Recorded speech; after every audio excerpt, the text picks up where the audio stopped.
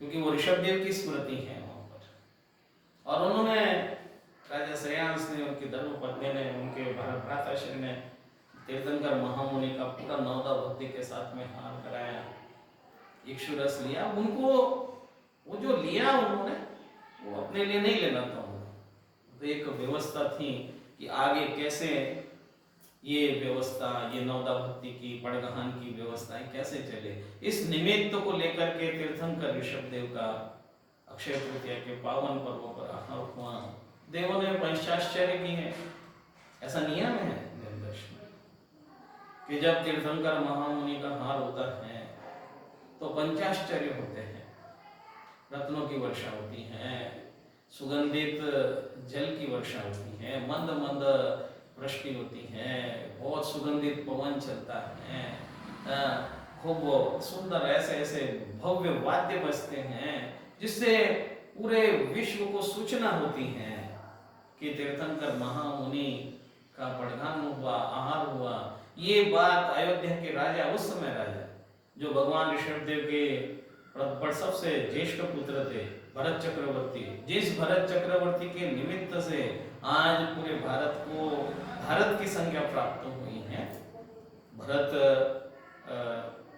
और नाम के और भी राजा हुए हैं, लेकिन सबसे प्रथम जो हुए हैं वो ऋषभ देव के पुत्र भरत चक्रवर्ती हैं। एक दुष्यंत पुत्र भी हुए भरत, दशरथ पुत्र भी भरत हुए हैं, लेकिन भारत का जो नामकरण भारत हुआ है वो भरत चक्रवर्ती के, क्योंकि वो सबसे प्रथम हुए चक्रवर्ती के। उनको जैसे पता लगा वो आए और उन्होंने हस्तिनापुर में धन्य धन्य धन्य कहा, जो कार्य कोई न कर सका, जिस कार्य को करने में इतना लंबा समय लग गया।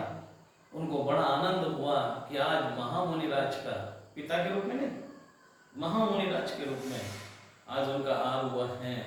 और उस आहार में इक्षुरस का पारणा हुआ है और वो बड़े सुंदर सुंदर मंगल वाद्य गीत सब कुछ वहां हुआ। और भरत चक्रवर्ती ने प्रसन्न होकर के उस समय राजा श्रेयांस को उस समय दान प्रवर्तक के रूप में उनको ये पद देकर के विभूषित किया कि आपने बहुत बड़ा कार्य किया है, आपने दान परंपरा का शुभारंभ किया है।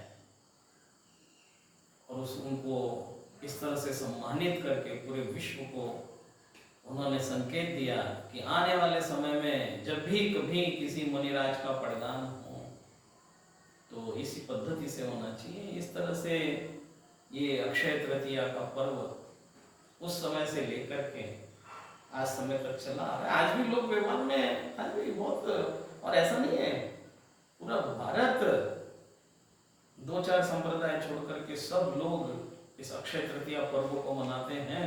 इसको तो ज्योतिषियों ने भी इस अक्षय तृतीया को बहुत शुभ और उपयोगी माना गया है। पता नहीं संसार में क्या क्या परंपरा है, ये खरीदो, ऐसा कार्य करो, मतलब जितने कार्य रुके हुए हैं या जिन कार्यों के होने में आज तक कोई शुभ समय ज्योतिष के अनुसार नहीं मिल रहा था, तो वो अक्षय तृतीया का दिन आंख बंद करके उस कार्य को कर लेने में विश्वास माना जाता है, श्रद्धा मानी जाती है। ऐसा विश्वास है लोगों का कि आज वो काम कर लो, आज अक्षय तृतीया है, आज इस कार्य को कर लेने से निश्चित रूप से हमें सफलता मिलेगी, क्योंकि वो तीर्थंकर दान प्रवर्तक कितना बड़ा कार्य उस समय हुआ, ऐसा विश्वास ये पिछले करोड़ों वर्षों से चला आ रहा है।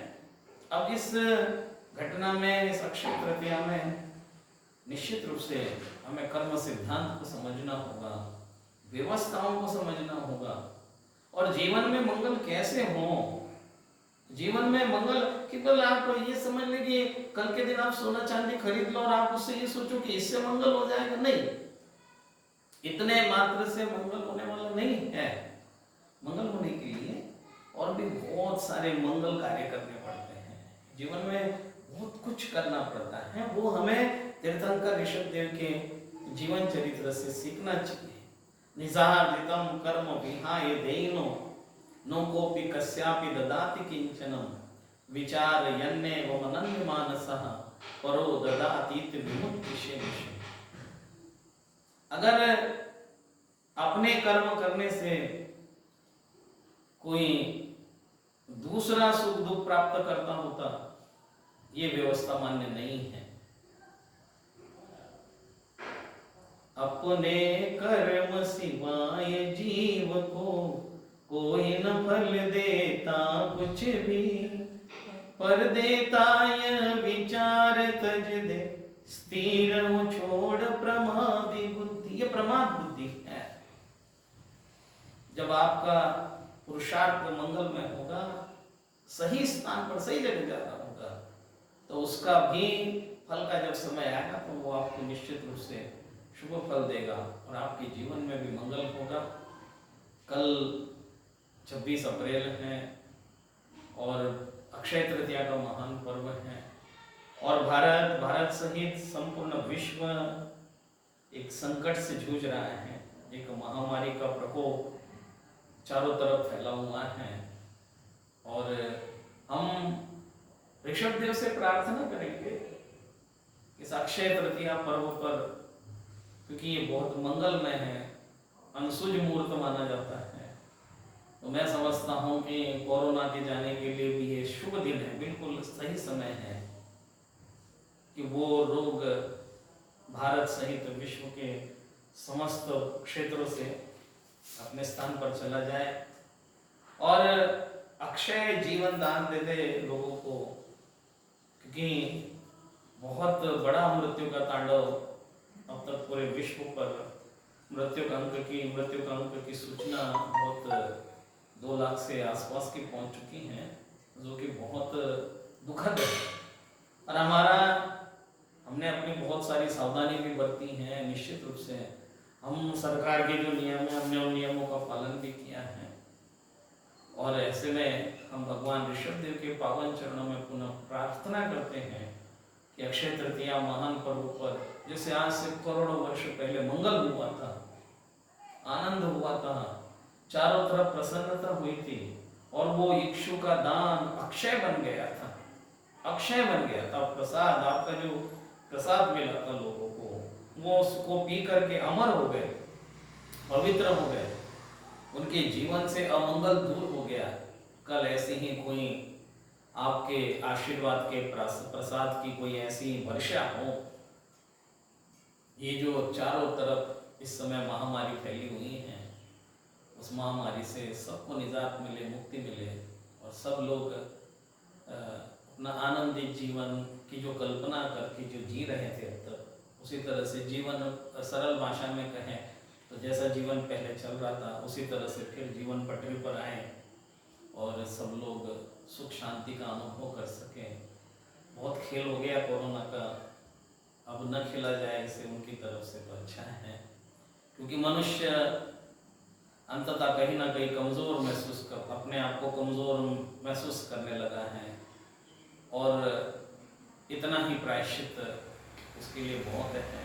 हम पुनः भगवान ऋषभ देव से प्रार्थना करते हैं कि हे प्रभु, कल कोई ऐसी अमृत वर्षा कर दो, कोई ऐसा आपकी रिद्धियों में से आशीर्विष, कोई ऐसी रिद्धि, कोई ऐसी सर्वौषधि, कोई ऐसी जलौषधि, कोई ऐसी ताकत, कोई ऐसी शक्ति संपूर्ण विश्व में अमृत वर्षा कर दे और ये विष, ये महामारी शांत हो जाए और सब लोग अक्षय तृतीया पर अक्षय जीवन का स्वप्न साकार कर सके।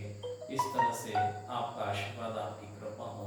इस पवित्र भावना के साथ कल आने वाला अक्षय तृतीया महापर्व आप सब लोगों के लिए अति मंगलमय हो, आनंदित हो और अक्षय तृतीया के माध्यम से आपके जीवन में खूब हर्ष का संचार हो, सहर्ष आपका जीवन मंगलमय हो और पूरे विश्व में सुख शांति का संचार हो, अनुभव हो। इस पवित्र भावना के साथ भगवान ऋषभ देव के पावन चरणों में बारंबार नमोस्तु। अक्षय तृतीया पर्व मंगलमय हो, शुभ